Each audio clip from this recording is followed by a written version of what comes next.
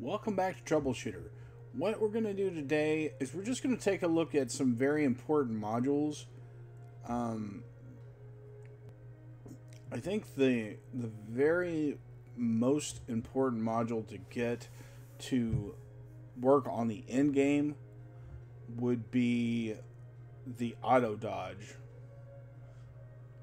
or the auto punishment. These right here, the auto dodge, punishment, and responsive fire are all really good, but the one that's the most important here is the auto dodging response. And notice that it's different than auto dodge mobility, it's auto dodge response. You unconditionally dodge all enemies' responsive attack. If you dodge an enemy's responsive attack, 10 fuel is consumed.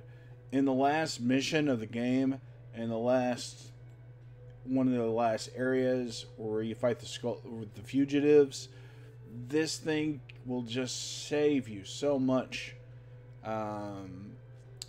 It will, because what happens in those missions is the enemies have a mastery that allows them to shoot at a target that's already been shot at, or if you've made a ranged attack against.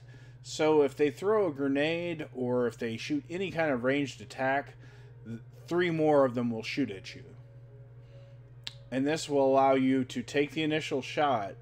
As long as you can survive the initial shot, all the other shots are just going to automatically miss.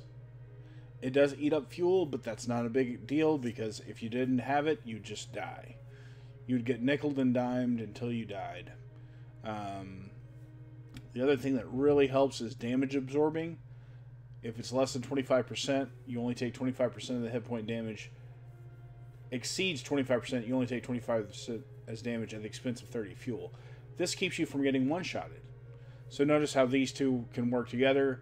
You have this, plus you have that, and you don't get one-shotted, and then they don't have follow-up attacks that can just finish you off. So they don't have any responsive attacks.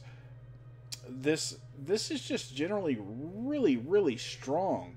Yes, it's 3 training points, but this is really what you're looking at. This will not allow you to survive the end game, some of the end game attacks. Damage minimization is not bad at all, but let's look at the reflexive damaging options.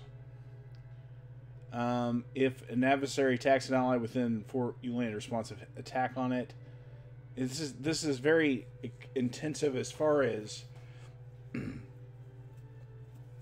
fuel consumption goes, and it does increase your action time, but it still will allow you to do a lot of damage. There are times where you can bottleneck your opponents into a bottleneck and into a tight place, and then they're forced to attack at one specific point. You can park your drone behind them, and then your drone's just going to pick at them continuously.